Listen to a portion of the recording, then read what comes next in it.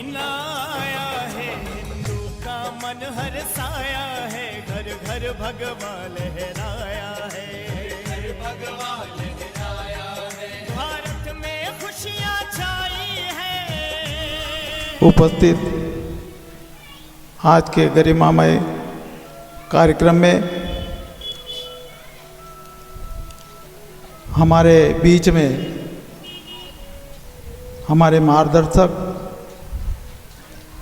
हमारे समाज को दिशा देने वाले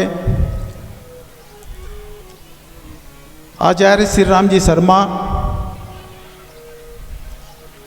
जिन्होंने गायत्री परिवार की स्थापना की, उनकी मुख्य भूमिका हमारे राष्ट्र की स्वतंत्रता में रही। राष्ट्र के स्वतंत्रता में उन्होंने अपने जीवन का अमूल्य समय दिया और राष्ट्र निर्माण में वो लग गए।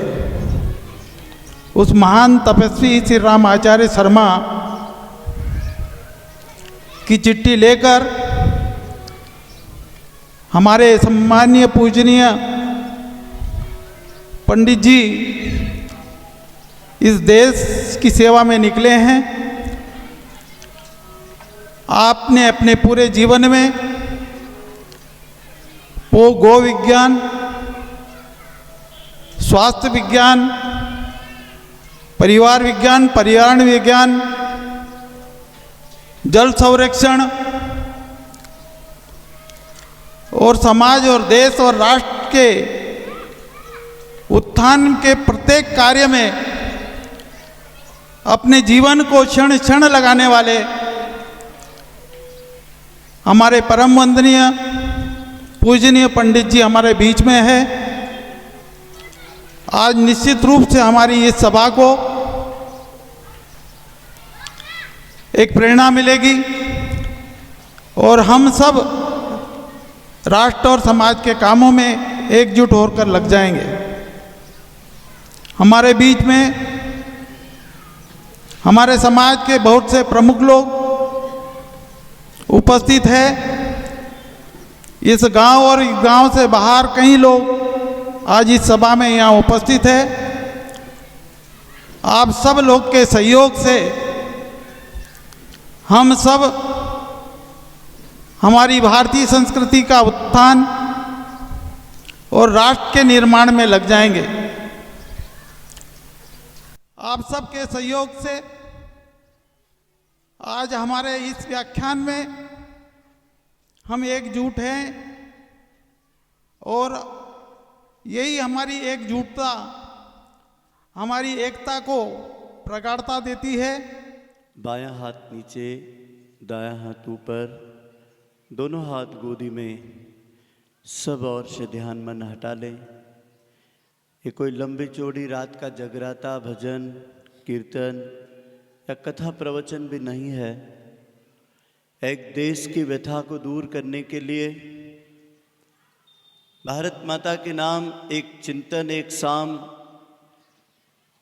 अभी तक हम देवी देवताओं का इतिहास, उनकी कथा कहानियाँ सुनते थे, लेकिन आज अंजड़ वासियों के लिए एक विषय नया भी होगा, नई प्रेरणाएं होगी।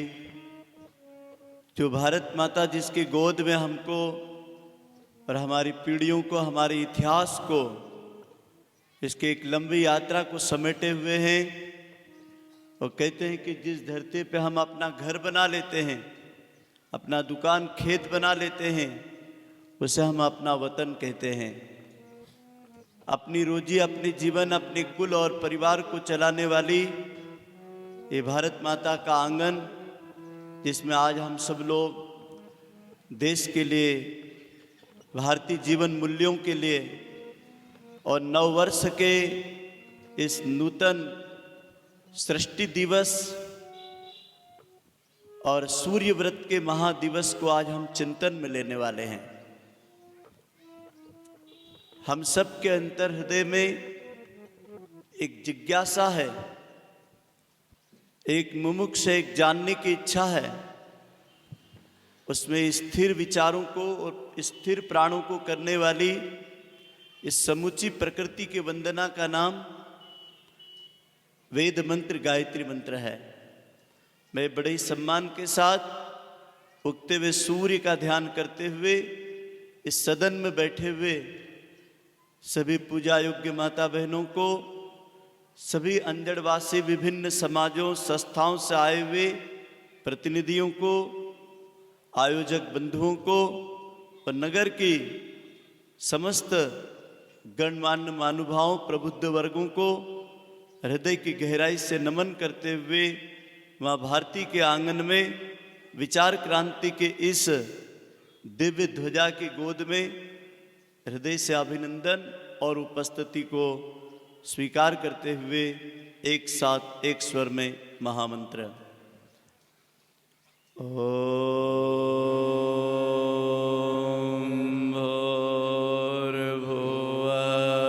भूर्भुवस्सुः तत्सवितुर्वरेण्यं भर्गो देवस्य धीमहि धियो यो नः प्रचोदयात्।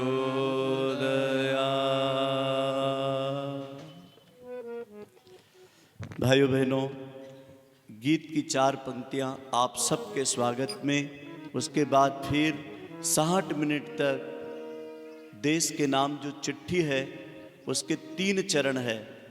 इस देश की ऐतिहासिक भौगोलिक व्यवस्था, इस भारत माता की आज़ादी की लड़ाई और आज हमारे सबके बीच की भारत देश की दशा और दिशा में हम सब की भूमिका क्या होनी चाहिए। आइए हम सब का आह्वान करता है ये गीत, ये वक्त है, ये जवानी है, ये भारत माता का आंगन है। अब रुकने और सोचने का और समय को और गंवाने का वक्त नहीं है। कभी कभी इतिहास में ऐसा अवसर आता है कि जब किसी को किसी विशेष कार्य के लिए आह्वान किया जाता है। इस आह्वान गीत को ध्यान से सुनिए। जवानी हवा का झोंका है, जवानी कागज की नौका है। उठो जागो संभल जाओ जवानों, जवानी ही सुधरने का मौका है। नौजवानों उठो वक्त ये केरा, नौजवानों उठो वक्त ये के रहा। खुद को बदलो जमाना बदल जाएगा। नौजवानों उठो वक्त ये के रहा, खुद को बदलो जमाना बदल जाएगा। जो हम बताने जा रहे हैं, मुझे ऐसा नहीं लगता है कि आप उससे परिचित नहीं होंगे। जिन चीज़ों को आप लोग यहाँ सुनने के लिए आए हैं, तो निश्चित रूप से आप लोग अपना परिचय देने के लिए आए हैं। क्या वे देश जाग उठा है? आज हम सब लोग अंजड़ की इस पावन धरती पर इस देश की धरती के भविष्य के लिए, इस देश के 135 करोड़ की मानव जाति के अखंड प्रचंड पुरुषार्थ के आह्वान के समय पर खड़े हैं। जब इस धरती के ऊपर पहला सूर्य का दर्शन, इस धरती के ऊपर पहली बार किसी ने आकाश को या बहती हुई नदियों को या धरती पे खेती करना और परिवार बसाने की बात सोची होगी। सोच के देखिए, यदि भारत भूमि की बात करें तो अटक से लेके कन्याकुमारी तक, अटक से लेके कटक तक, हिमालय से लेके सागर तक और भारत के 28 राज्यों में 640 जिलों में इस देश की 12,500 कौम निवास करती है। मैं उस देश की बात करता हूं भाइयों बहनों, जिस देश को विश्व में माता कहा गया है। यदि आपकी दृष्टि में विश्व में 190 देश हैं और 750 करोड़ लोग रहते हैं, लेकिन बात आती है संस्कृति की, संस्कारों की, प्रकृति की, पर्व त्योहारों की और परिवार की बात आती है, तो विश्व में एक ही देश ऐसा है जिसे भारत देश कहते हैं, जिस देश के अंदर संस्कृति रहती है, परिवार रहते हैं, जिस देश के अंदर देवी देवताओं के मंदिर रहते हैं, जिस देश के लोगों में गोत्र होते हैं। इस देश का इतिहास भाइयों बहनों कंकर पत्थरों से लिखा हुआ नहीं है। इस देश का इतिहास इस देश के चरित्र से लिखा गया है। इसीलिए इस देश को कहते हैं विश्व में भारत का चरित्र जो है बहुत ऊंचा है, बहुत ऊंचा है। इस देश को हम यदि संस्कृत के ऋग्वेद के मंत्र से कहें तो ऋग्वेद का ऋषि लिखता है कि आत्मवत् सर्वभूतेषु जो भावना रखता था, उस देश के दिल के अंदर नदियों को मिलाने जैसी, सागर जैसी विशालता थी। उसी का कारण है कि यहाँ पर 190 देशों में रहने वाले लोगों ने अपना रास्ता तय किया और रास्ता तय करके यहाँ पर अलग अलग दिशाओं से, चाहे वो अफगान से आए हो, चाहे वो अमेरिका से आए हो, चाहे यूरोप से आए हो, चाहे लंदन डेनमार्क से आए हो, चाहे विश्व के किसी कोने से व्यक्ति आया हो, भारत माँ थी माँ। और माँ का मतलब आप समझते हो, वो आंसू पोंछने वाली थी, भूखे को रोटी देने वाली थी, प्यासे को पानी देने वाली थी और नंगे आदमी को कपड़ा देने वाली थी, सड़कों पे सोने वाली को छत देने वाली थी। उसी का परिणाम था कि हमारे देश को विभिन्न भाषाओं का शरणार्थी देश भी कहा जाता है। यहाँ पे अलग अलग रिवाज है, अलग अलग बोली भाषा है, अलग अलग पंथों में बटा हुआ समाज। उसकी एकमात्र कारण है जो भगवान कृष्ण गीता में कहते थे। क्या कहते थे? वसुदेव कुटुंबकम। धरती पे, विश्व की धरती पे जितने भी लोग मानव जाति में रहते हैं वो हमारा ही विस्तार है, क्योंकि विश्व के अंदर जितनी भी संस्कृति है यहीं के लोगों ने, यहीं के जीवन ने उनको जीना सिखाया, उनको थाली में लेके भोजन करना सिखाया, उनके जीवन को ऊंचा उठाना सिखाया। 17.5 लाख वर्ष पूर्व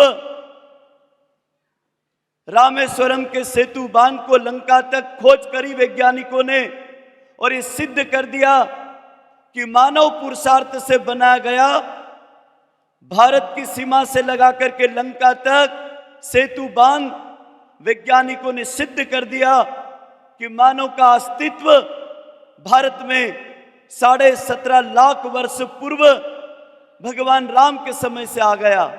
और उसका परिणाम वैज्ञानिकों ने सिद्ध करके बता दिया कि भारत भूमि पर सार्वजनिक जीवन जीने की, देवताओं के साथ काम करने का इतिहास 10-5 हजार साल पुराना नहीं है। यदि आप मथुरा नगरी को जाकर के देखो तो गीता का उपदेश करने वाले 16 कला के अवतारी भगवान श्री कृष्ण ने 5000 वर्ष पूर्व रण में गीता सुना करके भाई भाई के जीवन को युद्ध भूमि में उतार करके महाभारत को राजतंत्र, धर्मतंत्र और जीवन का न्याय क्षेत्र को पोषित किया था। भाइयों बहनों, इतने पे बात नहीं रुकी। भगवान बुद्ध, भगवान महावीर का कार्यकांड आज से 2650 वर्ष पूर्व इसी देवभूमि राम और कृष्ण की धरती पर, इसी ऋषि मुनियों की धरती पर फिर इन अवतारी सत्ताओं ने इस धराधाम के ऊपर एक नया काम प्रारंभ किया। उसका कारण ये था कि उस समय जो विधर्मी ताकत थी, जो इस देश को बर्बाद करना चाहते थे, वो राम के समय भी थे, कृष्ण के समय भी थे। उनके अच्छे भले कार्यों में उनकी व्यवस्थाओं को बिगाड़ने के लिए असुर दलों की सेनाएं वास करती थी, और उन असुर दलों में गिने चुने लोग हुआ करते थे जिनके नाम आप अच्छे से जानते हैं, जिनको कभी रावण, दुर्योधन, दुशासन, हिरण्याक्ष के नाम से लोग जाना करते थे। इस कालखंड में अपने को बचाने के लिए देवताओं का साथ छोड़ करके असुर लोगों में जाने की भी होड़ लगी, और परिणाम क्या हुआ? इसी में दो तंत्र का निर्माण हो गया, सूर और असुरों का। तो सूरवीरों ने देवताओं का साथ दिया, असुर प्रवृत्ति के लोगों ने असुर लोगों का साथ दिया। परिणाम क्या हुआ? देवताओं के देश को कई लोग पूछते हैं कि भारत भूमि देवताओं का देश है, तो फिर गुलाम कैसे हो गया? भारत देश देवताओं का देश है, यहाँ विधर्मी ताकत आ कैसे गई? इसके मूल कारण में क्या था? हमारा बहुदेववाद। यहाँ पर लोगों ने अपनी अपनी मनोकामनाएं, अपनी अपनी लालच, अपनी अपनी मनमर्जी के विभिन्न प्रकार के कर्म कांड, पूजा पाठ, देवालयों का निर्माण, देवियों का निर्माण, देवताओं का निर्माण, इस मानव जाति को जिस व्यक्ति को जैसा आया उस तरीके से उसने यहाँ की आस्था का दोहन किया। और यह आस्था का दोहन धीरे धीरे अलग अलग पंथों में, संप्रदायों में, जातियों में, कुलों में बढ़ते बढ़ते 12,500 जातियों में, सैकड़ों पंथों और संप्रदायों में बढ़ता चले गया। फिर यहाँ की ताकत को लोगों ने देखा कि कमजोर लोग हैं। तब 1526 में इस कमजोर लोगों की कमजोर नब्ज को देख करके फिर मुगलों ने यहाँ पे प्रवेश करना शुरू किया। और इतिहास साक्षी भाइयों बहनों, इन मुगलों ने हमारे ही भाई बहनों को, जिनकी जमीनें थी, जिनके पास में संस्कृति और संस्कार थे, लेकिन हमारी छोटी छोटी कमजोरियों को, हमारे बंटवारों को, हमारी अलग थलग अलग अलग रीति रिवाजों में इन्होंने प्रवेश करना शुरू किया। और परिणाम हमारे राजा महाराजाओं को विलासिता का जीवन की ओर इन्होंने धकेलना शुरू किया। और परिणाम ये मानव जात का समाज धीरे धीरे धीरे खंडित होता गया। और उन मुगलों ने फिर अपना चारों दिशाओं में अलग अलग मुगलों ने अपना नवाब खड़ा कर दिया, अपने अलग अलग प्रकार के रियासतों के बंटवारे करके अपने कुलों को बसाना शुरू कर दिया। परिणाम आप जानते हैं, जब इनका विभाजन हुआ, ये भाई भाई लड़ने लगे, इनके कुल वंश के बच्चे लड़ने लगे। और ये मुगल इतने दुष्ट और जल्लाद थे, अपने बच्चों की और अपने बेटों बेटियों की इस सरेआम सत्ता पाने के लिए, संपत्ति पाने के लिए, राज्य और सत्ताओं को अपने गुलाम बनाने के लिए इनकी हत्याएं कराने लगे। और इन विधर्मी ताकतों ने फिर और देखा कि अब ये देश फिर अपने हाथ से जा रहा है, तो आपको आश्चर्य होगा, ताजुब होगा, इन्होंने ईस्ट इंडिया कंपनी को भारत में फलने और फूलने के लिए दसों दिशाओं से रास्ते खोल दिए। और हमारे बुजुर्गों के ऊपर इन्होंने कपड़े बांध करके, जंजीरें पहना करके, और इनको अलग अलग जातियों में, किसी को घूंघट में, किसी को पंथों और संप्रदायों की पूजा पाठ में, किसी को मंदिरों के नाम से, अलग अलग प्रकार के देवी देवताओं की अहिंसक पूजा के भय के नाम से इनको घर बिठा दिया गया। देखा होगा आपने, अहिंसा परमो धर्म का एक नारा चलाया था भगवान बुद्ध ने, भगवान महावीर ने।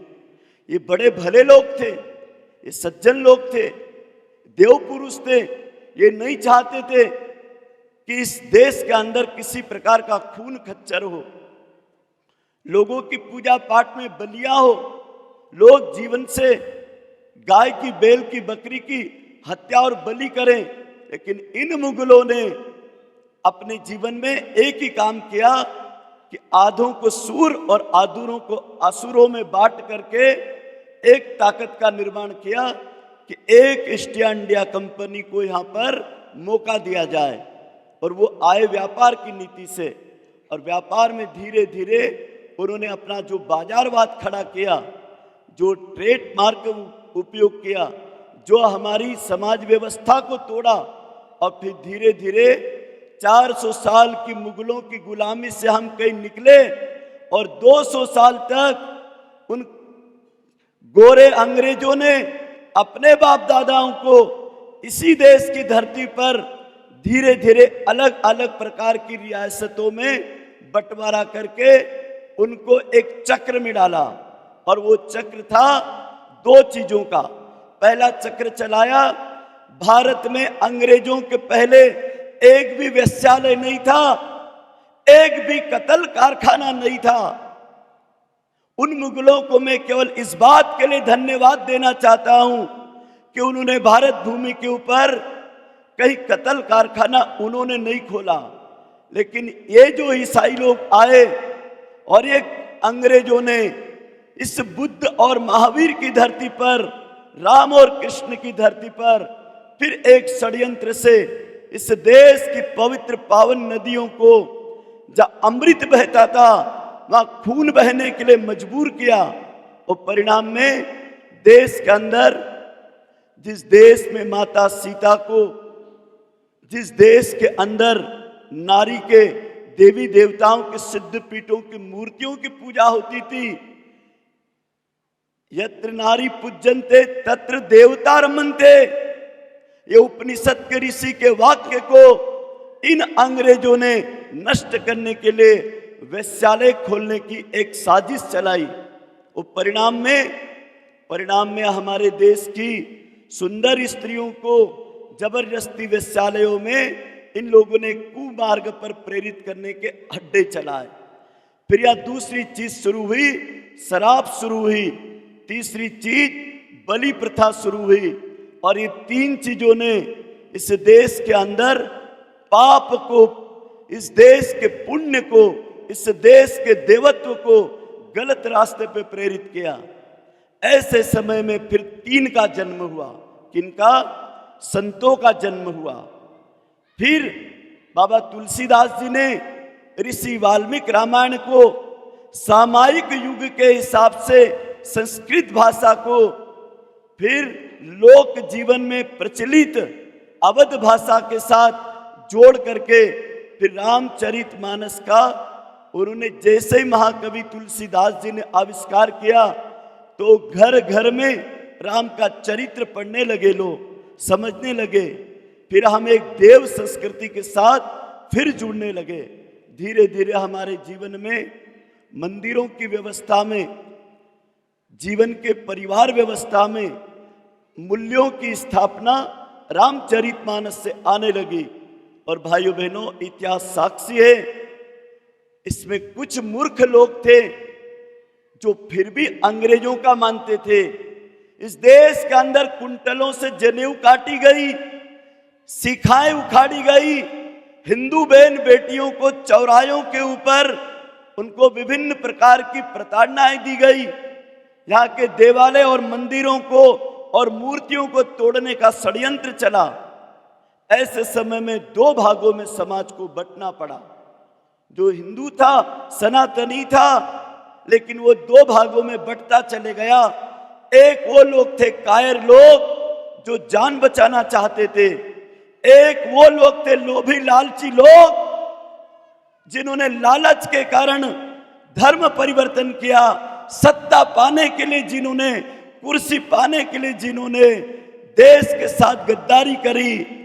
और ऐसे लोग सनातनियों के साथ रहे, लेकिन बात उन अंग्रेजों की, मुगलों की चलाई और वो परंपरा ने देश को फिर गुलामी के दिन बताए। देश से वो दोनों जाना चाहते थे, मुगल भी जाना चाहते थे, अंग्रेज भी जाना चाहते थे। लेकिन कुछ कालखंड ये मान करके चलो कि 1526 से लगा करके 1857 तक जब पहली बार एक वीर सैनिक अंग्रेजों की सेना में गया, उसका नाम था मंगल पांडे।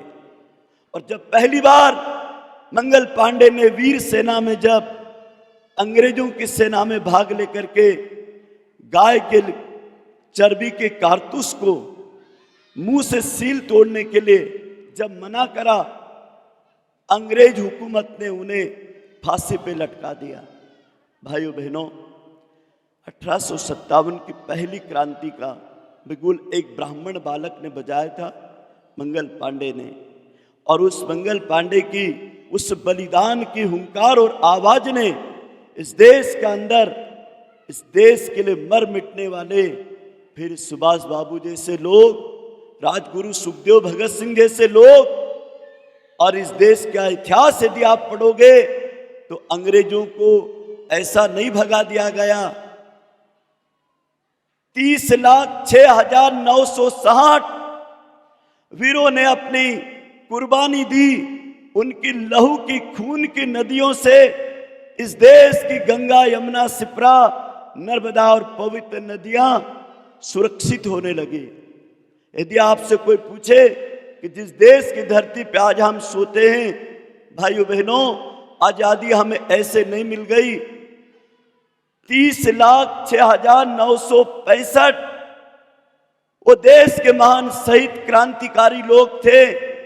यदि आप वीर सावरकर का चरित्र पढ़ो तो रोंगटे खड़े हो जाते। भाइयों बहनों, हम आप लोग कितनी देर काम कर सकते होंगे सोच के देखिए।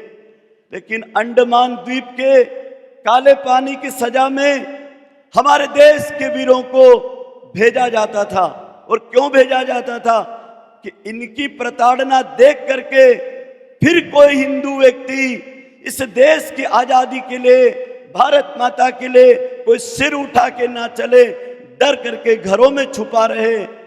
लेकिन भाइयों बहनों, वीर सावरकर को दोनों हाथों में, पैरों में जंजीरें डाल करके घट्टी चलवाई जाती थी और अपने वजन से 3 गुना बड़ा वजन पत्थर उठा करके आप अंडमान द्वीप में अभी भी जा करके देख सकते हो।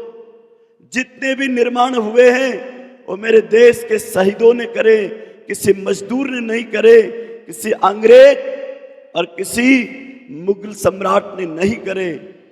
इतना ही नहीं, बात यहां तक रुकी नहीं, वो अंग्रेजों ने फिर एक षड्यंत्र और चलाया। हमारे देश में विभिन्न प्रकार के बर्तन हुआ करते थे, तो हमारे देश में मिट्टी के बर्तनों में, तांबे, सोने, चांदी, पीतल के बर्तनों में भारतीय घरों में भोजन बनता था। हम लोहा, स्टील, एल्यूमिनियम भारत के लोग नहीं पहचानते थे।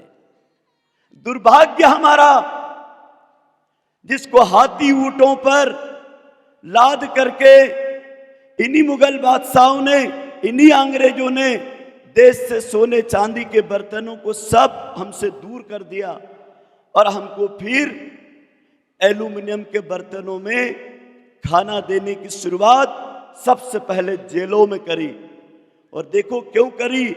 एल्यूमिनियम के अंदर रखा हुआ पानी, बकाया हुआ भोजन खाने से व्यक्ति की रीढ़ कमजोर होती है, टीबी की बीमारी होती है, जीवनी शक्ति कमजोर होती है। इस षड्यंत्र करा उन्होंने, जिन्होंने हम पर गुलामी के डंडे चलाए, हुकूमत चलाए, और परिणाम क्या हुआ? हमारे देश के जवानों की जवानी बुढ़ापे में बदलने लगी, बीमारी में बदलने लगी, और परिणाम वो हमको कई दिनों तक, अभी तक लोगों को भोगना पड़ा। जिस देश का इतिहास, संस्कृति, संस्कार, आयुर्वेद, गौ विज्ञान का, देववाद का, ऋषिवाद का, कृषिवाद का और नदी, सरोवर, पेड़, पर्वत, पहाड़ पूजने का रहा हो, उसी देश के अंदर क्या कारण था? विधर्मी ताकतों ने फिर हमें गुलाम बनाने के लिए एक पकड़ और देखी कि इस देश के अंदर गुरुकुल शिक्षा है, इस देश के अंदर परिवार व्यवस्था है। परिवार व्यवस्था और गुरुकुल व्यवस्था, आरण्यक व्यवस्था पर सबसे पहले वार किया जाए। मैंने एक साहित्य में बहुत पहले पढ़ा था मैक्स मुलर का नाम। तो मैक्स मुलर क्या कहता है? मैंने दुनिया का सब साहित्य पढ़ा, लेकिन जब भारत के 4 वेद पढ़े, वो क्या कहता है मैक्स मुलर, जब मैंने भारत के 4 वेद पढ़े तो ऐसा लगता है कि विश्व का जितना ज्ञान विज्ञान जो देशों के पास है वो सब कुछ सनातन धर्म के 4 वेदों में है। और ये विश्व का विस्तार की जितनी तकनीकी है, उद्योग व्यापार वाणिज्य कृषि और कला, ये तो भारत के मूल में से वेदों में से निकले। वो मैक्स मुलर अमेरिका में जाके कहता है कि तुम अपनी सब पढ़ाई बंद करो और वेद आधारित सिस्टम खड़ा करो। और मैं कहता हूं कि हमारी कई पीढ़ियां इस धरती पर आ जाएगी, लेकिन कभी गरीबी देखने को नहीं मिलेगी, भूखमरी देखने को नहीं मिलेगी। श्री और संपन्नता और समृद्धि का मुझे खजाना मिल गया है। मैं भारत से और कुछ नहीं लाया, 4 वेद चुरा करके लाया हूं, वो मैक्स मुलर कहता है। और एक शिक्षाविद मेकाले आया, उसने इस धरती पे घूम घूम करके देखा, तो वो जाके क्या कहता है, भारत की शिक्षा व्यवस्था इतनी महान है, वहां के बच्चे इतने होनहार है कि वहां की शिक्षा व्यवस्था को बदलने के लिए मेकाले की नौकर बनाने वाली शिक्षा पद्धति, जानकारी देने वाली शिक्षा पद्धति का यदि कहीं वहां पुनर्स्थापना हो जाए तो देश फिर शिक्षा के नाम से तोड़ा जा सकता है, गुलाम बनाया जा सकता है। और परिणाम आप देख लीजिए, जैसे अपने घर में कोई मरता है ना, तो आपको मालूम है ना क्या होता है, 10वें दिन पगड़ी होती है। तो इस घर का एक गया कि दूसरे के माथे पे पगड़ी बांध देते हैं, और फिर क्या बोलते हैं समाज के अंदर कि अबे दादा का उत्तराधिकारी ये उसके 4 बेटे हैं, अब हमने इसको पगड़ी बांध दी, अब इस घर की, इस परिवार की देखभाल ये करेगा। तो हमारे यहाँ पर क्या हुआ, जिसको आप 15 अगस्त 1947 कहते आज़ादी का दिन, वो आज़ादी का सही दिन नहीं था। उस दिन देश की पगड़ी बदली गई, उस दिन देश की टोपी बदली गई, उस दिन देश के एजेंडे का जो हुक्म था अंग्रेजों का, उसका सिस्टम का केवल साइन करने वाला एक नया उत्तराधिकारी पैदा किया गया, जिसको आप आजादी कहते हैं। क्योंकि सिस्टम उन्हीं का था, हुकूमत कानून उन्हीं की थी, सारे व्यवस्था उन्हीं की थी, उन्हीं की बनाई हुई संसद भवन और पार्लियामेंट थी, उन्हीं का बनाया हुआ न्यायालय था, उन्हीं की बनाई हुई सड़कें और ब्रिज थे, उन्हीं के बनाए हुए कानून थे, उन्हीं के बनाए हुए वसूल थे। उसमें भारत देश ने केवल अपनी आजादी का एक केवल तिरंगा ध्वज लहरा करके मान लिया कि हम स्वतंत्र हो गए। लेकिन भाइयों बहनों, आजादी की लड़ाई अभी भी चल रही है, अभी भी चल रही है। आज भी हम स्वतंत्र भारत में नहीं है।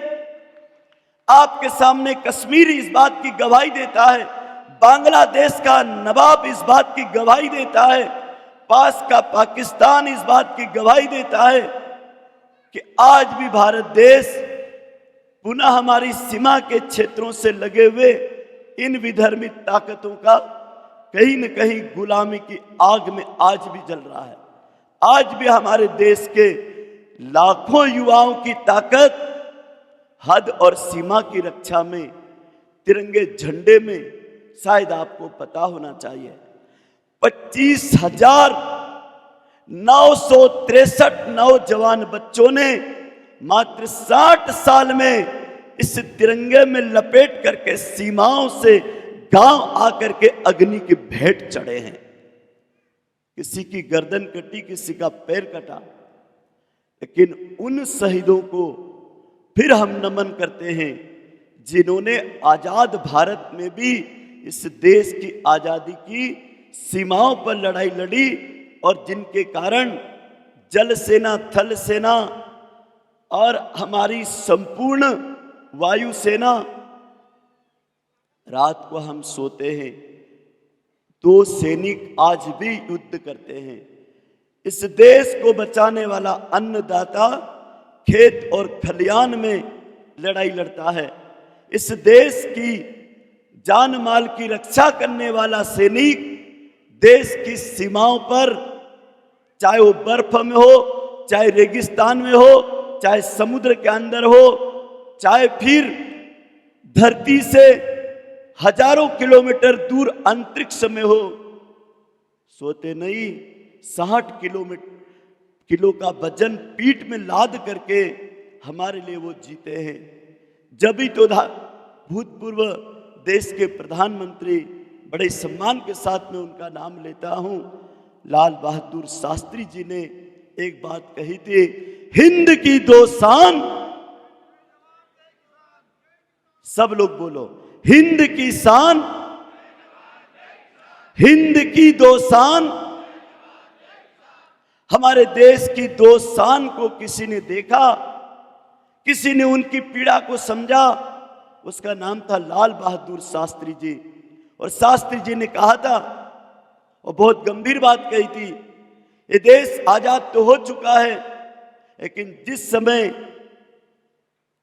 देश का रजिस्टर का 15 अगस्त 1947 की पूर्व संध्या 14 अगस्त को गांधी जी नहीं पहुंचे। क्यों नहीं पहुंचे? उसका एकमात्र कारण था, वो नहीं चाहते थे कि अभी आजादी मिलना चाहिए। वो इसलिए नहीं चाहते थे कि अभी आजादी को संभालने वाले लोग खड़े नहीं हुए हैं, वो जानते थे। और जब तक घर को संभालने वाला खड़ा नहीं होता है, तो जैसा घर असुरक्षित रहता है, ऐसा हमारा देश असुरक्षित लोगों के हाथ में चले गया। और परिणाम आपने देखा। हमको पता भी नहीं लगता था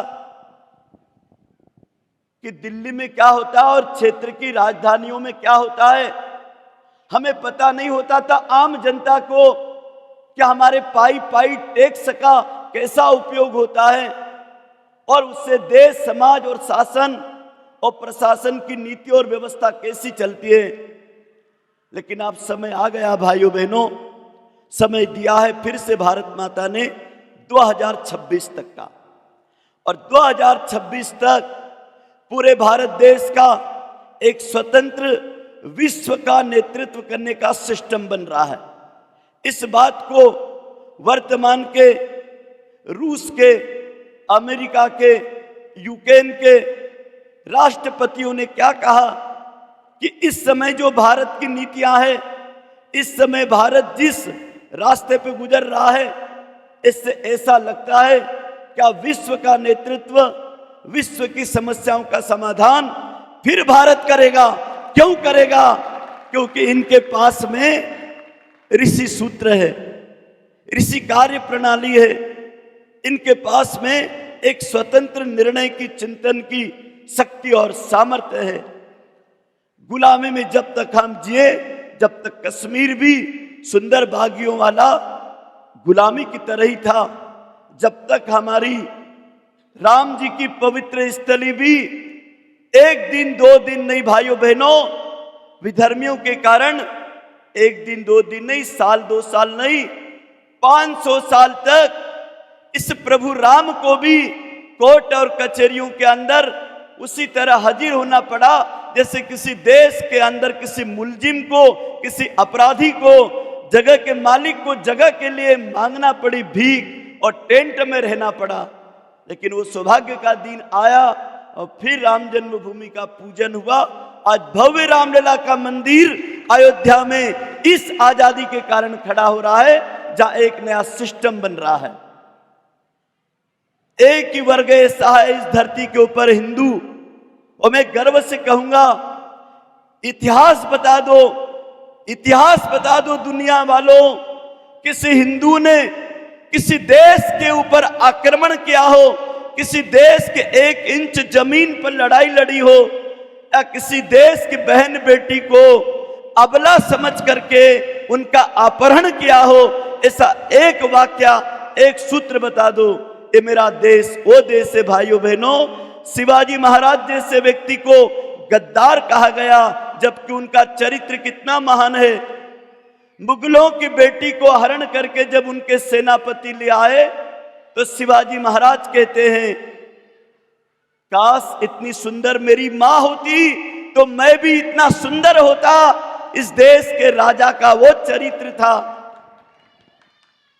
जीजाबाई ने अपने दूध से भवानी का दूध पिलाया था, मां का दूध पिलाया था, किसी पुतना का दूध नहीं पिलाया था, किसी डाकनी साकनी असुरनी का दूध नहीं पिलाया था।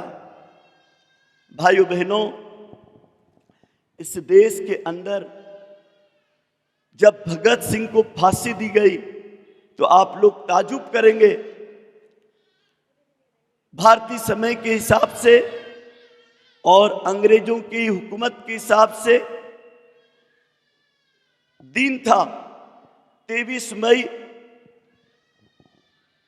आप लोग आश्चर्य करेंगे, 23 मार्च के दिन जैसे ही भगत सिंह को जब फांसी की सजा होने वाली थी, उस समय उनकी बहन को मालूम पड़ा, नाम था अमरजीत कौर। उसकी बहन क्या चिट्ठी लिखती है, भैया की शहादत का मुझे कोई दुख नहीं है, क्योंकि मेरे भैया ने अपने जीवन की फांसी को मुक्ति के लिए किसी नेता से, किसी मंत्री से या किसी और देशभक्ति के लोगों से जान बचाने की याचना नहीं करी। भगत सिंह ने तैयारी कर ली थी कि जिस समय मुझे सूली पे चढ़ाया जाएगा, मेरी इच्छा शक्ति इस हवा में घूमेगी, उसके बाद देश आजाद होगा। और परिणाम, राजगुरु भगत सिंह और सुखदेव तीनों को एक साथ जब फांसी के तख्ते पे लटकाया गया तो 7-7 पौंड फांसी के तख्ते पे उनका वजन बढ़ गया। और उनकी बहन कहती रही, कैंडल मार्च मत निकालना, श्रद्धांजलि मत देना। सिख समाज से थी तो कहती गुरुद्वारे में अरदास मत करना। हम क्रांति वीर हैं और हम मरने के लिए नहीं आए हैं। हमारी विचारों की ज्वालाएं और हमारी लहू की ये बूंदे फिर इस देश के अंदर वीर और वीरांगनाओं को जन्म देगा। ये धरती बांझों की नहीं है। भारत भूमि कभी बांझ रही नहीं है और ना रहेगी। हमने अपनी जान की परवाह कभी नहीं करी। हम वो लोग हैं भाइयों बहनों, हमारे देश की अस्मिता पर यदि कोई आंख उठाएगा, उंगली उठाएगा, देश के लिए कोई गद्दारी करेगा, हम अपनी तरफ से कभी लड़ाई नहीं लड़ेंगे, लेकिन अपनी तरफ से कभी मौन भी नहीं रहेंगे। कभी भी हम चूड़ियां पहन करके किसी नए गुलामी का फिर दिन अब धरती पे नहीं आने देंगे। ये सौगंध है राम की, भारत भूमि के उस हर आर्य को, हर सनातनी को जो अपने देश के लिए, अपने देश को फिर गुलाम बनाने के 3 कारण चल रहे हैं आजादी के बाद में। पहला कारण चल रहा है सत्ता पक्ष का लोभ लालच, मतलब कुर्सी की लड़ाई। ये फिर आजादी की तरफ जाने का एक तरीका है। और दूसरा कारण है हमारे देश के अंदर धर्म अंतरण और पंथ संप्रदायों को अलग अलग तरीके की व्यवस्था देकर के इनके सिस्टम को सरकारीकरण में डाल देना। और तीसरी व्यवस्था है, और वो महत्वपूर्ण है, भारतीय संस्कारों में आधुनिक चीजों का प्रवेश करा करके नाचना, गाना, तमाशा करना, प्रदर्शन करना और डीजे लाइटिंग और बड़े बड़े समारोह में भारतीय संस्कारों का परिवर्तन कर देना। ये 3 कारण फिर गुलामी के बनने वाले हैं। ये 3 चीजों से यदि हमने फिर अपने समाज को, अपने देश को, अपने गांव को, अपने परिवार को और अपनी जातियों को यदि बचा लिया तो फिर कभी हम जिंदा रहेंगे, अन्यथा फिर हम गुलाम हो जाएंगे। हमारे जीवन में जो भी भगवान ने, जो भी अपने पुरुषार्थ ने, जो भी देश की प्रकृति ने दिया है, वो 3 चीजें दी है। एक तो यहाँ की ऋतु और यहाँ की कृषि और यहाँ की ऋषि जीवनचर्या। ये 3 चीजें जिन्होंने भी छोड़ी है वो आज देश को गुलामी की तरफ ले जाएंगे। तो ऋषि प्रणीत जीवनचर्या मत छोड़ना। इसकी 4 बातें ध्यान रखना। ऋषि जीवन पद्धति में आहारचर्या, दूसरा है धर्मचर्या और तीसरा है हमारी दिन भर की दिनचर्या और रात्रिचर्या। मैं आपको थोड़ा सा रात्रिचर्या का बता देता हूं। शाम 6 बजे से 9 बजे तक शिव काल होता है। कहते हैं कि आदमी काल के कारण मौत के मुंह में जाता है। तो आप दुनिया कैसे मौत और बीमारी के मुंह में जा रही, उसका मैं समाधान बता रहा हूं। तो शाम 6 बजे से 9 बजे तक शिव काल होता है, सृजन और मंगल कार्य का काल। दिया बत्ती करो अपने घर में, अपने माता पिता के साथ बैठ करके सत्संग स्वाध्याय भोजन करो, अपने दिन भर की थकान निकालने के लिए व्यापार व्यवसाय की घर परिवार के साथ बातचीत करो। और 9 बजे कार्यक्रम बंद हो गया। 6 से 9 परिवार के लिए दिया है, इसको शिव काल कहा। और रात्रि 9 बजे से 12 बजे तक राक्षस काल है। कौन सा काल, जल्दी बोलो, शैतान का काल। यदि 9 बजे से 12 बजे के बीच में मेरा बेटा, मेरी बेटी और मेरे परिवार के लोग यदि घर के बाहर जाते हैं तो आपके घर का लाल लाइट चालू हो चुका है। सोच लेना, खतरा निश्चित है। या तो खाना पीना सीखेंगे, या तो सट्टा जुआ उजड़ना सीखेंगे, या गलत संगत में जाकर के अपने चरित्र चिंतन और व्यवहार को बिगाड़ेंगे। पक्का और तय है। जिन लोगों को भी बाद में मालूम पड़ेगा वो मेरी बात को याद रखेंगे। लोग ये बात कह के सुन जाते हैं, मौन हो जाते हैं, बोले जमाना बदल गया। भाइयों बहनों, जमाना बदल सकता है, लेकिन काल जो है ना, उसको हर युग में अवसर कहा गया है। और ये अवसर है जिंदगी का, या तो संभल जाओ या बिगड़ जाओ। तो रात के 12 बजे से लगा करके 3 बजे तक तीसरा चरण चलता है, उसका नाम है गंधर्व काल। विश्व के अंदर भारत देश मानसिक बीमारियों की, शुगर, ब्लड प्रेशर और थायराइड की बीमारी की राजधानी बनने जा रहा है। उसका कारण है गंधर्व काल जो है वह हमारे अवचेतन मन के लिए होता है। हमारे दिमाग का जो पिछला मस्तिष्क है उसको गहरी नींद में जाना चाहिए, लेकिन वो गहरी नींद में नहीं जाता है, वो सपनों में जाता है, वो डिप्रेशन में जाता है, तनाव और चिंता में जाता है, अवसाद में जाता है। और कुखान पान के कारण दिमाग हमारा सही नींद में सही मन को शांत नहीं कर पाता है। इसलिए आज यह मानसिक रूप से, शारीरिक रूप से बीमारों की बहुत बड़ी लाइन है, जो इन्हीं अंग्रेजों की दवा कंपनियों को पालने पोसने के लिए अरबों खरबों रुपए की संपत्ति प्रतिदिन इन अंग्रेजी दवाओं के नाम पर फिर बर्बाद करते हैं।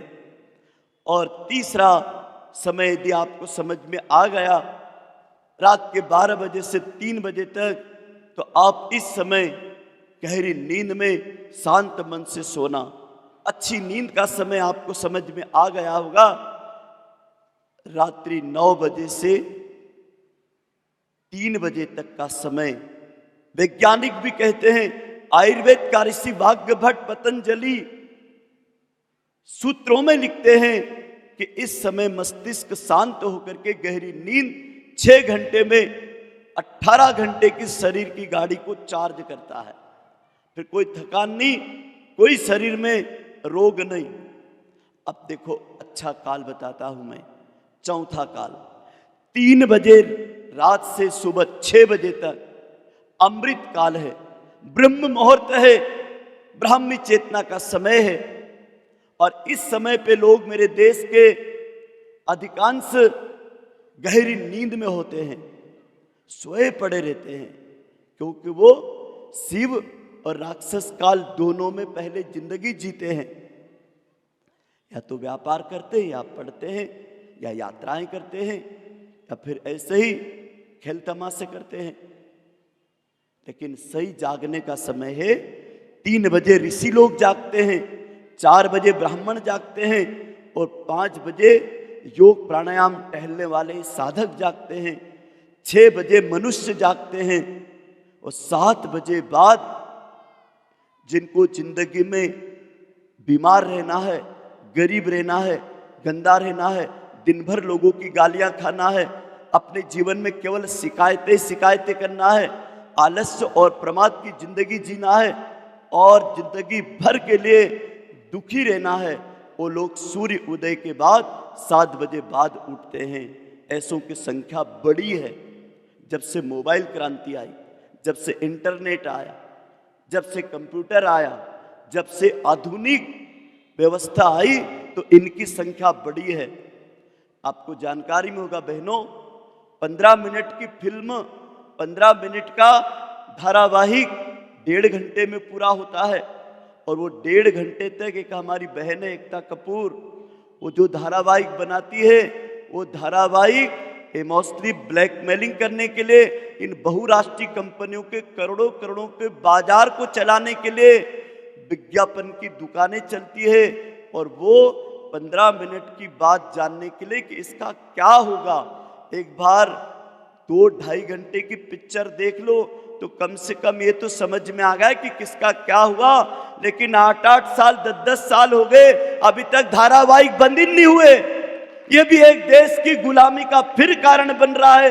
ये बिके हुए कलाकार लोग, ये बिके हुए राजनेता लोग, ये बिके हुए धर्माचार्य लोग, ये बिके हुए संपन्न पूंजीपति वो लोग जो देश को फिर गुलामी की तरफ, ये 4 देश की महान ताकत थी जो देश को फिर गुलामी की तरफ जानबूझ करके ले जाना चाहती है, केवल पैसे की, अपने स्वयं की संख्या बढ़ाने की लालच के नाम पर। तो वर्तमान गुलामी के 4 कारण बताए ऋषियों ने, और इससे यदि गुलाम होना है तो फिर याद रखना, हमारे बच्चों को न अच्छी हवा मिलेगी, न अच्छा पानी मिलेगा, न अच्छा अन्न मिलेगा, न अच्छे रीति रिवाज स्वस्थ परंपरा मिलेगी, न अच्छे नेक इंसान, अच्छा परिवार, अच्छा वातावरण मिलेगा। आज क्यों परिवार टूटते हैं, क्यों बच्चे माँ बाप की नहीं मानते हैं, क्यों समाज अग्रजों और बड़ों का सम्मान नहीं करता है? एकमात्र कारण है भाइयों बहनों कि अपने जीवन के अंदर हमने अपने संस्कारों की और व्यवहार की पूंजी को बाजारवाद बना दिया है। आप कितने बड़े आदमी हैं, आप कितने बड़े पैसे वाले हैं, कितनी ऊंची जाति के आदमी हैं और कितने बड़े नेता मंत्री हैं, कितने बड़े कलाकार हैं, इसका महत्व उतना नहीं है, लेकिन आपका चिंतन, चरित्र और व्यवहार कितना अच्छा है, ये एक नगद इंसान की पहचान थी जो आज सपनों में, शब्दों में खोती चली जा रही है। एक आदमी मुझसे कोई कह रहा था, बोले पंडित जी, करुणा की बातें, क्षमा की बातें, प्रेम प्यार की बातें, लोक जीवन की उदारता की बातें, माँ बाप और बुजुर्गों के आदर और सम्मान की बातें, आदमी की सील, लज्जा, सज्जा, सुचिता, समता की बातें, लगता है कि ये हिंदी वर्णमाला के केवल आप डायलॉग रह गए, शब्द रह गए, लेकिन आचरण में दिखते नहीं है। और आचरण में नहीं दिखते हैं, इसलिए हमारे बच्चों को जो परोसा जा रहा है वो सीधा समझ में आ जाता है, और हम केवल शिकायतें करते रहे, उनको दोष देते रहे, ऐसे मत पहनो, ऐसे मत खाओ, ऐसे मत बोलो, ऐसे मत चलो, ऐसे मत जाओ। लेकिन हमने अपने आचरण से कभी बोला होता तो भाइयों बहनों, सीता माता ने आचरण से बोला तो वाल्मीकि ऋषि के आश्रम में लवकुश ने अपने माता पिता की तरफ बचपन में ही तपस्वी के वस्त्र पहन करके, आश्रम व्यवस्था में पढ़ाई लिखाई करके, वो राजपाट संभालने वाले शासक की परीक्षा जब पिता ने ले ली अश्वमेध यज्ञ का घोड़ा छोड़ करके, तो लवकुश ने अपने बाप और काका दादा की भी चुनौती को स्वीकार करके रणभूमि में उनसे भी युद्ध कर लिया। ये थी मेरे देश की बहादुरी, जो आज बहादुरी बाप बेटे की लड़ाई केवल दारू पे से हो जाती है, केवल डीजे पे नाचने पे हो जाती है, संपत्ति और घर के बंटवारे में हो जाती है। अरे लड़ाई लड़ना होती मेरे भाइयों बहनों तो वीरों की लड़ाई लड़नी होती थी। यदि देश के अंदर कुछ करना होता था भाइयों बहनों तो वो संस्कारों की वसीयत और वो परंपरा देनी थी जो हम छः कि हम क्या खो चुके हैं, तो हम देश की, भारत माता की वो विरासत, वो संस्कृति को हम फिर गुलामी की ओर ले जा रहे हैं। किसके कारण? जितने बाजारू पे आप खाते पीते हैं ये भी गुलामी का तरीका है। क्यों? उसके कारण आपकी धरती का भोजन, आपकी धरती के रीति रिवाज, आपके धरती के वाद्य यंत्र, आपके सामाजिक लोकगीत, आपकी सामाजिक परंपराएं सब विदेशी पद्धति में अपने आप बदलती गई। तो भैया बहनों, रात के 12 बजे भी लोग आपके मोबाइल पे जन्मदिन की बधाई देते ना, और कुछ लोग तो ऐसा इतनी जल्दी जल्दी करते कि 12 में 1 मिनट भी आगे नहीं जाए और पहला मेरा बधाई जाए। ये कोई हमारे संस्कार थे क्या? लेकिन लोग आपको रात के 12 बजे उठा रहे हैं और मोबाइल से आपको जन्मदिन की बधाई दे रहे हैं। अब ये नया साल 1 जनवरी को कहां से आ गया? भाइयों बहनों, ये अंग्रेजी कैलेंडर का समय है, जिन्होंने 200 साल तक हमारे देश के बुजुर्गों और पुरखों को बैल बकरियों की तरह, भेड़ों की तरह जानवर समझा, सपेरों का देश समझा, पाखंड अंधविश्वास का देश समझा, और उन्होंने एक कैलेंडर बनाया, अंग्रेजी कैलेंडर। उस दिन को हम नया साल मानते हैं। उनकी तिथि तारीखें उन्होंने इसलिए बना रखी थी कि उनको आपकी मानसिकता में जनवरी फरवरी में प्रवेश करना था। लेकिन जहां मार्गशीर्ष बोला जाता है तो श्रावण भादो कुआर मार्ग की कार्तिक बोला जाता है, तो चैत्र वासवनी बोला जाता है, तो हमारे बच्चों को नहीं पता है। एक बहन कोई आई, उसके साथ बच्चा था 2.5 साल का। मैं कहा बेटा आपकी माँ आपको बहुत अच्छा खिलाती है। तो बच्चा बोलने लग गया था 2.5 साल का। बच्चा माँ से बोलता है, माँ किसको कहते हैं? क्योंकि वो मम्मी बन चुकी थी, मम्मी बन चुकी थी, इसलिए बच्चे को मालूम नहीं था कि माँ किसको बोलते हैं। और हकीकत में बता रहा हूं कि हमारे बच्चों को, छोटे बच्चों को यदि भगवान की चरित्र और घर का चरित्र यदि माताओं ने कहानी के रूप में नहीं बताया, तो अगले दिनों अपने परिवार के, 2 पीढ़ी के परिवार के परिजनों के नाम याद नहीं रहेंगे, लेकिन फिल्म स्टारों के नाम जरूर याद रहेंगे। उनकी जन्म तारीख तक याद रहेगी, दादाजी की याद नहीं रहेगी, राम की और देश की तिथियां याद नहीं रहेगी। तो भाइयों बहनों, ये भारत माता कुछ कहती है।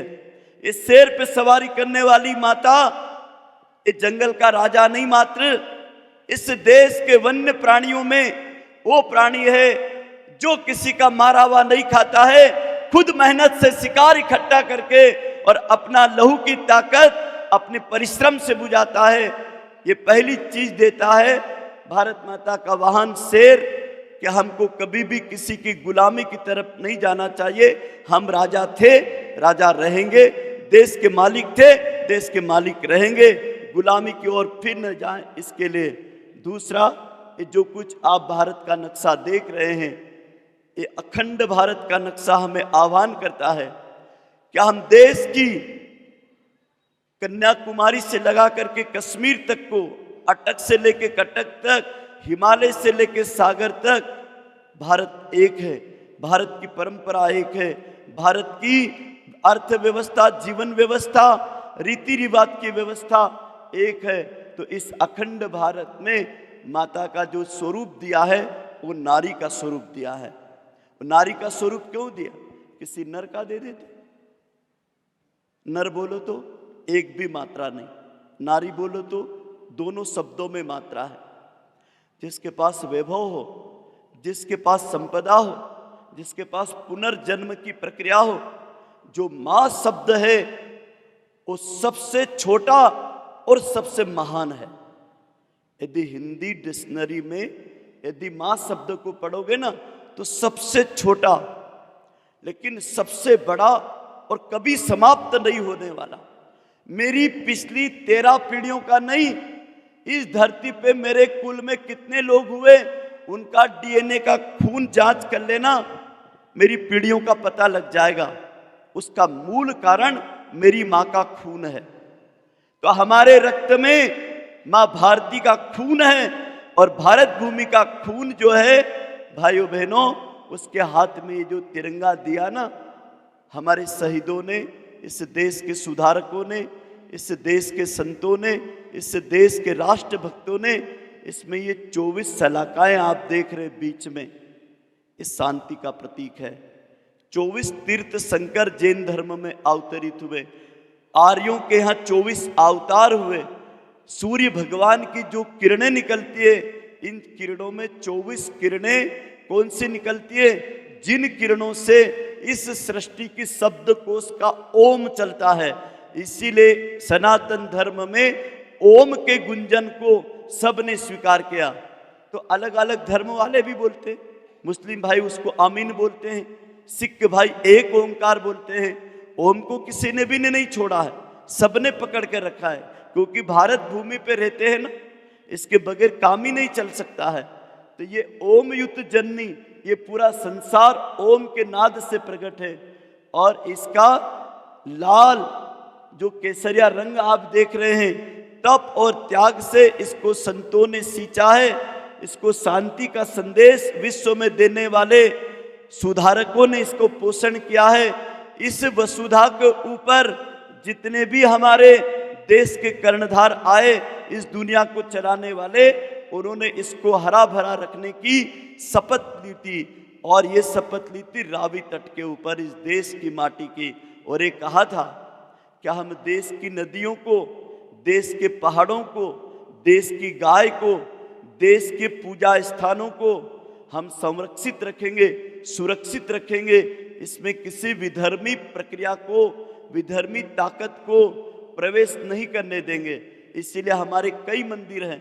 आप जैसे सोमनाथ के मंदिर में चले जाइए, वहां किसी भी हिंदू के अलावा किसी भी व्यक्ति को प्रवेश नहीं है। वहां रजिस्टर में ही आपको लिखना पड़ता है।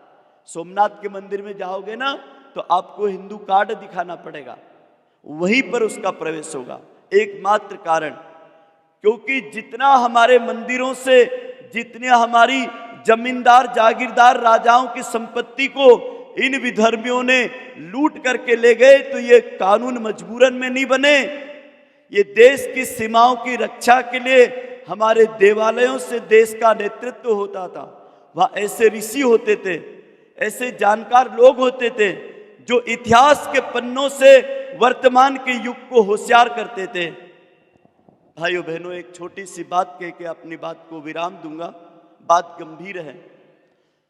हमारे भूतपूर्व राष्ट्रपति सद्दे जेपी अब्दुल कलाम साहब जाति से मुसलमान थे, संपत्ति की दृष्टि से गरीब व्यक्ति थे और सौंदर्य की दृष्टि से दुनिया के कुरूप आदमी थे। लेकिन आप आश्चर्य करोगे, उनके 20 वांग्मय लिखे हुए हैं। मैंने उसमें से कुछ पढ़े, तो एक जगह मैंने लिखा हुआ पढ़ा, भाइयों बहनों, इस देश की अर्थव्यवस्था को सुधारना है तो, ऊर्जा की व्यवस्था को सुधारना है तो, इस देश की, उनके समय में 130 करोड़ लोग थे जब उन्होंने शरीर छोड़ा। 130 करोड़ लोगों को यदि देश की एकता से जोड़ना है तो बस एक काम करना पड़ेगा, और वो काम मुझे बेहद पसंद आया कि देश के अंतिम व्यक्ति को भारत के सिस्टम के साथ, भारतीय जीवन मूल्यों के साथ जोड़ना पड़ेगा। और यदि नहीं जुड़े और भारत का अंतिम व्यक्ति यदि इससे अपरिचित रहा, तो फिर देश गुलाम हो जाएगा, फिर देश कितने दिनों तक पीछे चले जाएगा और संकट भोगेगा। इसका अंदाजा आप और हम नहीं लगा सकते हैं। सद्दे कलाम साहब कोई सामान्य व्यक्ति नहीं थे। मुसलमान के घर जन्म लेने वाला बच्चा, जिसको पता नहीं था कि मैं देश का साइंटिस्ट बनूंगा, क्योंकि साइकिल पे वो अखबार बेचते थे। रामेश्वर में उनका जन्म हुआ था। समुद्र के खोंगे, सीप, शंख बेचते थे। एक वक्त रोटी खाते थे, एक वक्त रोजा रखते थे, 5 टाइम की नमाज पढ़ते थे। गीता और गायत्री नित्य के जीवन में थी। उनके आत्मकथा में लिखा उन्होंने मैं जितना कुरान को मानता हूं उतना ही गीता को मानता हूं। और कलाम साहब लिखते हैं कि गायत्री मंत्र के बगैर मैं सोता नहीं हूं। जब हमारे विश्वविद्यालय शांति कुंज हरिद्वार हमारा 400 करोड़ लागत का विश्वविद्यालय बना है, उसके दीक्षांत समारोह में कलाम साहब आए थे। ये बात वहां उन्होंने कही कि सनातन धर्म के अंदर जो मौलिक पारिवारिक व्यवस्था, जीवन मूल्य और जीवन के कला और उसको पोषित करने के जो तरीके हैं वो विश्व में कहीं नहीं मिलेंगे। लेकिन ये अंधकार का युग है कि जो सनातन संस्कृति के मूल साहित्य को तोड़ मरोड़ करके गलत व्याख्याएं करते हैं, गलत परिभाषाएं करते हैं और देश को हिंदू धर्म और सनातन धर्म के प्रति बैर भाव पैदा करते हैं। लेकिन भाइयों बहनों, उनको मैं धन्यवाद दूंगा कि जब वो राष्ट्रपति भवन में गए तो उनके रिश्तेदारों ने कहा कि हम आपसे मिलना आना चाहते हैं, राष्ट्रपति भवन देखना चाहते हैं। उन्होंने कहा 3 महीने बाद। अब पूछो 3 महीने बाद क्यों? क्योंकि 3 महीने बाद उनका जीपे फंड जो जमा था उसकी सारी व्यवस्था उन्होंने अपनी कमाई के पैसों से अपने रिश्तेदारों के लिए होटल बुक कराई। इस देश की जो अर्थव्यवस्था है उससे अपने रिश्तेदारों को चाय भी नहीं पिलाई। और जब राष्ट्रपति भवन से मंगलवार का दिन था, 11:13 पर वो विदा हुए, तो शायद आपको पता होगा जनरल ट्रेन के डिब्बे में बैठ करके दिल्ली से रामेश्वरम गए और 40 दरवाजे 40 कार लगी हुए भारत के राष्ट्रपति भवन में 6 कुंटल 13 किलो 900 ग्राम चांदी का सिंहासन बना हुआ है, उस पे नहीं बैठे वो। और उतने बड़े स्थान के ऊपर अपने रिश्तेदारों को उन्होंने एक रात सोने की अनुमति भी नहीं दी और देश के कोष से अपने रिश्तेदारों को खाना भी नहीं खिलाया। विश्व में पहला राष्ट्रपति था जिन्होंने अपने राष्ट्रपति भवन से जगह खाली करने के बाद नया राष्ट्रपति भवन उनको रहने के लिए दिया जाता है, उन्होंने नहीं लिया। पेंशन दी जाती है, उन्होंने नहीं ली। और काय से गए? जनरल ट्रेन से घर गए। और जब उन्होंने शरीर छोड़ा तो मेरी तरह एक जगह लेक्चर व्याख्यान देते देते 1.5 मिनट में कलाम साहब ने अपनी अंतिम सांस ली। और जिस दिन कलाम साहब ने शरीर छोड़ा उस दिन 190 देश के झंडे झुके, 12 लाख लोग उनकी अंतिम यात्रा में रामेश्वरम में पहुंचे। ऐसा इतिहास में पहली बार हुआ, ऐसा इतिहास में पहली बार हुआ। यदि जीना हो भाइयों बहनों तो आप भारत की नीतियों पर जियो, भारत के संस्कारों पे जियो, भारत की व्यवस्था में जियो, भारत की मर्यादा में जियो। ये भारत देश वो देश है, ये कभी भी किसी को सताने वालों में यहाँ के नागरिकों का नाम नहीं है। हमने सबको अपना मान करके जगह दी, मकान दिए, खेती दी। अपने परिवार के रीति रिवाजों में जो संस्कार थे हमने सनातन धर्म के, वो संस्कार हमने सबको सिखाने की कोशिश करी। लेकिन किन्हीं लोगों को यदि कुछ उल्टा ही करना आता हो तो ठीक हमसे उल्टा भी करके, वह हमारे विपरीत भी आचरण करके यदि कुछ जीना चाहे तो उनके जीवन के परिवर्तन को एक दिन उन्हीं का विधाता उनको जवाब दे देगा। और उसके तरीके आप देख ही रहे हो। आपस में ही जिन्होंने हथियार बनाना सीखा उन्हीं हथियारों से खुद आज युद्ध लड़ रहे हैं। उनके युद्ध की लड़ाई का आज लगभग 35वां दिन है, विराम नहीं हुआ।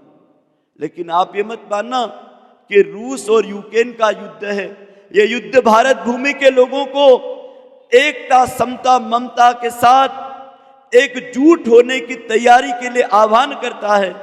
ये मात्र आप लोगों ने अभी कश्मीर की फिल्म देखी, ये मात्र कश्मीर की फिल्म नहीं थी। कल ये फिल्म किसी और राज्य में, किसी और मुल्क में, किसी और परिवारों के साथ ना घटित हो जाए, इतिहास फिर ना दोहराया जाए, इसके लिए सावधान करने के लिए फिर हमने को गुड़ी बांधना है, फिर भगवा लहराना है, फिर घर घर रंगोली और दिए जलाना है। और आने वाली 2 अप्रैल को नव वर्ष को फिर मना करके हमें हल्दी का जल लेकर के तांबे के कलश से उगते हुए सूर्य को सृष्टि दिवस सूर्य व्रत का दिन मनाना है। इस बात को लेकर के ही आप यहां से विदा होंगे। ये 2 अप्रैल जो है ना, गुड़ी पड़वा का दिन, ये वैज्ञानिक दिन है। सृष्टि दिवस का मतलब हम सब समझते हैं। सृष्टि का मतलब मात्र भारत नहीं, सृष्टि का मतलब होता है पूरे विश्व के 190 देश की संपूर्ण धरती माता। ये किसकी है? ये पूरी धरती जो है ना, ये सूर्य की है। और सूर्य भगवान ने अपने कालखंड को 2 भागों में बांट रखा है, जिसको हम दिन और रात बोलते हैं। रात में चंद्रमा ड्यूटी देता है, दिन में सूर्य ड्यूटी देता है। तो हमारा जो भारतीय पंचांग है वो सूर्य और चंद्रमा पे चलता है, और भारतीय पंचांग के मुहूर्त के आधार पर हमारा घर बनता है, हमारे बच्चों की शादी होती है, हमारे हर रीति रिवाज में भारतीय पंचांग के अनुसार ही खेती बाड़ी की तरीके वैज्ञानिकों ने बना रखे हैं कि कृष्ण पक्ष में क्या होता है, शुक्ल पक्ष में क्या होता है, और पूर्णिमा में क्या होता है, और अमावस्या में क्या होता है। सीधा गणित है। ये जो समुद्र के अंदर ज्वार भाटा आता है ना, अमावस्या पूर्णिमा को, उसका कोई तो कारण होगा। वो सारा का सारा यहाँ का जलवायु, यहाँ के नक्षत्र, यहाँ के सूर्य चांद, यहाँ की ग्रह व्यवस्था, यहाँ की जीवन व्यवस्था भारतीय पंचांग पर चलती है, अंग्रेजी पंचांग पे नहीं चलती है। और जो भारतीय पंचांग को नहीं जानता है और अंग्रेजी पंचांग से सब काम करता है, तो उनके कामों के अंदर यहाँ की जो आध्यात्मिक ऊर्जा है, यहाँ की हमारे बाप दादाओं की काम करने के तरीकों की जो सुप्त सुगंध है, उससे हम वंचित रह जाते हैं। यहाँ के लोगों की सुगंध, यहाँ के लोगों के किए गए 5 ज्ञान इंद्रियों के, 5 कर्म इंद्रियों के कर्म की व्यवस्था जो है ना, वो कभी समाप्त नहीं होती। बात को गीता भी कहती है, गहना कर्मणो गति में गीता कहती है कि 5 ज्ञान इंद्रियां और ये 5 कर्म इंद्रियां जो भी कर्म करती है वो कभी समाप्त नहीं होते हैं। आपके बेटे का ब्याह करते हैं तो आप सबसे पहले कहां जाते हैं? जल्दी बोलो। पंचांग वाले के पास जाते हैं। अरे क्यों भाई, तेरी बेटी का ब्याह करना है तो ब्याह करता है क्यों नहीं, क्या दिक्कत है? तेरे बेटे का ब्याह करना है, करता है क्यों नहीं? कुआं खोदना है, दुकान खोलना है, वास्तु शांति करना है, गाड़ी लाना है, दीपावली पूजा करना है, फैक्ट्री लगाना है, तो सबसे पहले हिंदू कहां जाता है? बोलो, पंचांग के पास जाता है। और वो पंचांग पैदा कहां से हुई थी? वो पंचांग सूर्य और चंद्रमा से पैदा हुई थी। अरे मेरे भाइयों बहनों, जिस सूर्य की चंद्रमा की पंचांग से आप अपनी दुकान चलाते हो, बेटी का ब्याह करते हो, घर का मुहूर्त करते हो, घर की यात्रा शुरू करते हो, अपना व्यापार और 2 पैसा कमाते हो, फिर उसको कैसे भूल गए कि उसका उदय कब हुआ था? उसका उदय हुआ था गुड़ी पड़वा के दिन, सृष्टि दिवस के दिन। तो गुड़ी पड़वा को वैदिक शास्त्रों में क्या कहा? सृष्टि दिवस। ये दुनिया को उस दिन पता लगा कि मैं मनुष्य हूं। जिस दिन सृष्टि का पहला दिन मनुष्य ने मनुष्य के रूप में मनाया, तो मनु की संतान मनुष्य कहलाई। तो ब्रह्मा के युग, रुद्र के युग, विष्णु और इंद्र के युग, चाहे वो द्वापर का काल हो, चाहे त्रेता का हो, चाहे सतयुग का हो, इन तीनों कालों की यदि गणना देखो तो मैंने ब्रह्म पुराण में, विष्णु पुराण में और रुद्र पुराण में अलग अलग कथनों के माध्यम से ये खोजा और ये देखा कि इनके जो कालखंड होते थे, इनके अलग अलग 20 प्रकार के कालखंडों को 60 ऐसे वर्ग में बांटा है जिनको हम संवत्सर कहते हैं। अभी जो संवत्सर आ रहा ना, अलग अलग साल अलग अलग आता है, तो अभी जो आ रहा है वो मन का आ रहा है, इसके अलग अलग आते हैं। तो अभी 2079 का संवत्सर आ रहा है। तो राजा विक्रमादित्य ने और प्रभु रामचंद्र जी ने, शालिवान ऋषियों ने मिल करके जब संवत्सरों का निर्माण किया तो इसके अंदर व्यवस्था दी थी। और ये जो कलयुग का कलिकाल चल रहा ना, ये है मनुष्य की मन की बेलगाम उड़ान का काल चल रहा है। इस समय हर आदमी के सामने यदि थोड़ी नीति की बात कर दो तो झट से वो आपको ये बोलेगा, जान रे समय गया, अभी थोड़ी ऐसा चलता है। थोड़ा सा चरित्र की बात कर दो तो वो यहीं से बात शुरू करेगा, ये बात बहुत पुरानी हो गई। थोड़ी सी उसको कपड़ों की बात कर दो, बोले बाबा आदम के जमाने की बात हो गई। थोड़ा सा खान पान की बात कर दो तो यहां से शुरू होते हैं, बोले सभी लोग तो पीते हैं, सभी लोग तो ऐसा करते हैं। मतलब आज आदमी अपनी कमजोरियों को देखिए किस तरीके से, कैसे छोटी छोटी भाषाओं में वो निकल जाता है। एक सज्जन को मैंने कहा, यार इतना मुहूर्त देख करके तूने शादी की पत्रिका छपाई और 11 बजे रात तक तुम्हारा बहाना तो मैंने देखा सड़क पर था। आगे एक गाड़ी में दारू थी, पीछे नाचने वाले थे, पीछे 2 डीजे थे और पीछे सापा बांध करके आधे लोग दारू में डोल रहे थे, आधे लोग फटाके फोड़ रहे थे। और तुमने जिनको जिमने को बुलाया था ना, दूल्हा दुल्हन को आशीर्वाद देने के लिए, वो पट्टे बफर पार्टी में जिम करके घर जाके सो गए और खाली तिवारी लगा करके वहां नंगे मंडप के दूल्हा दुल्हन जा रहे। अब वो बापड़े को क्या मिलेगा सोचिए। आपने लिखा था आशीर्वाद समारोह, लेकिन वहां केवल खाली टेबलें और लाइटिंग और डेकोरेशन और वो साफा बांधे हुए 5-25 आपके किराए के रोटी परोसने वाले नौकरों के अलावा कोई मिला ही नहीं। हाँ, कोई मिला क्या? ये हमारे ब्याह हो रहे हैं। अरे भाई तूने क्यों झकमराने के लिए इतनी बड़ी पत्रिका में मुहूर्त लिखा? क्या लिखा था? बोले शाम को गौ धूली बेला में इतने बजे इतने मिनट पे लग्न, लिखा था ना। मैंने नहीं लिखाया, आपने ही लिखवाया, आपने ही पंचांग देखे। अरे आपने आपकी पंचांग की खुद ने धज्जियां उड़ा दी। अरे विधर्मियों को आप बोलने की आवश्यकता नहीं है। सनातनियों हिंदुओं तुम जागो, मोमबत्ती तुम बुझाते हो, छुकी और चाकू से केक तुम काटते हो, नई दुल्हन के हाथ से घर में केक तुम कटवाते हो, नई दूल्हा और दुल्हन को तुम पीरों और पैगंबरों के पास तुम माथा टेकने के लिए भेजते हो। भीख मंगो डूब मरो। जिस देश के अंदर 33 कोटि देवता बैठे हो, उस देश के अंदर मन्नत मानने के नाम पर तुम रेवड़ी और मिठाई तुम चढ़ाते हो, तुम फूल और इत्र तुम चढ़ाते हो।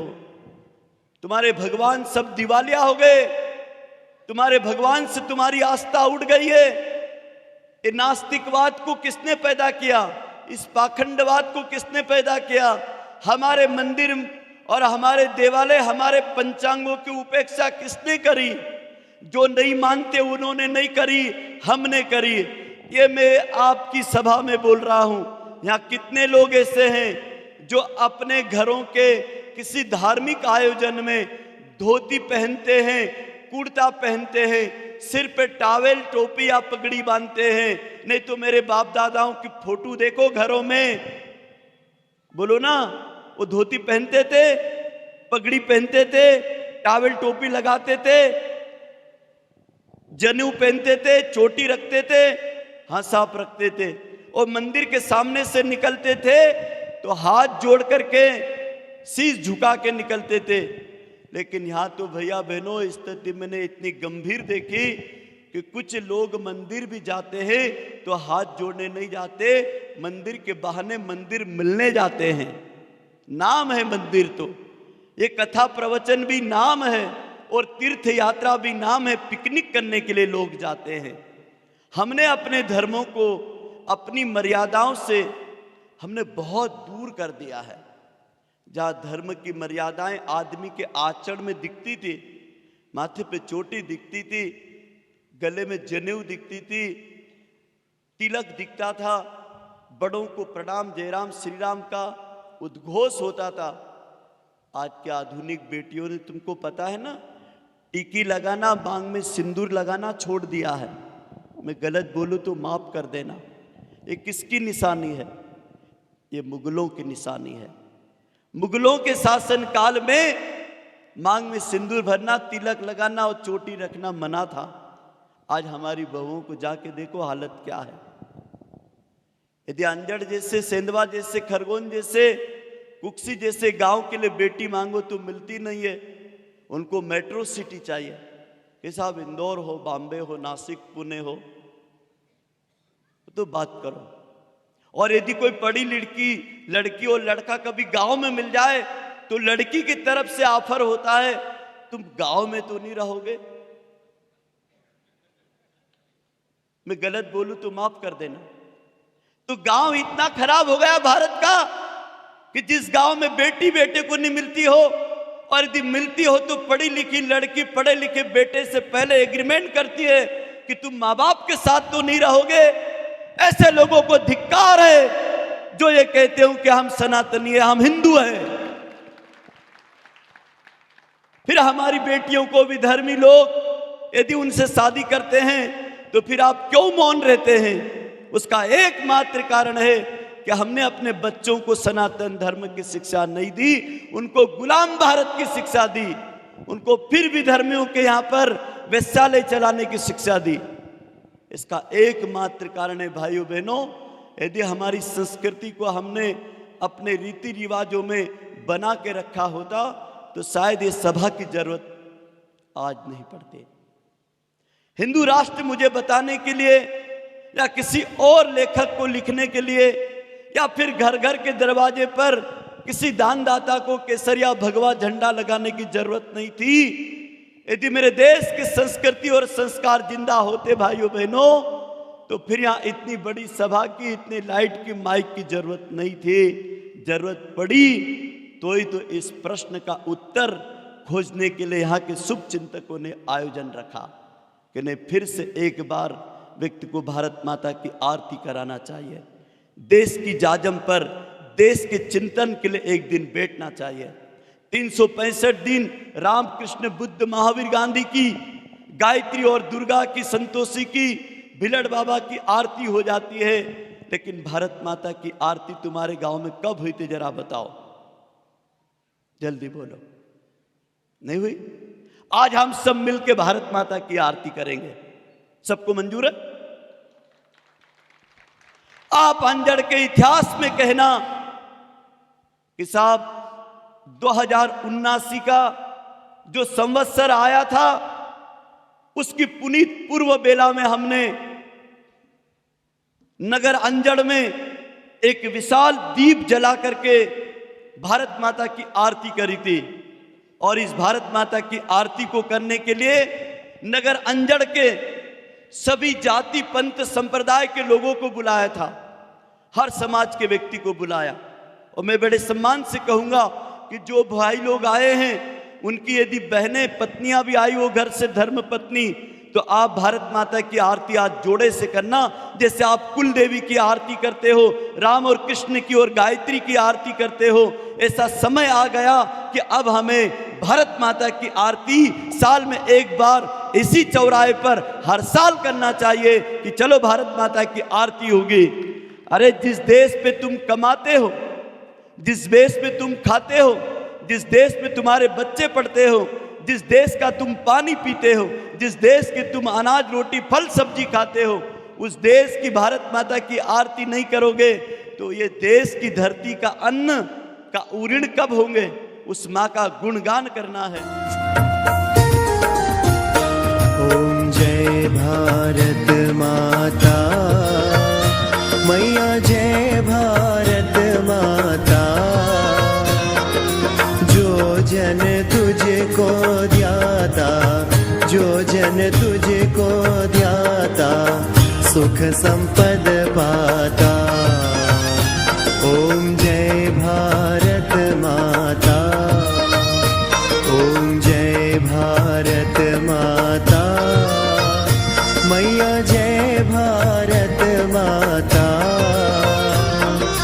जो जन तुझको ध्याता, जो जन तुझको ध्याता सुख संपद पाता। ओम जय भारत माता, ओम जय भारत माता।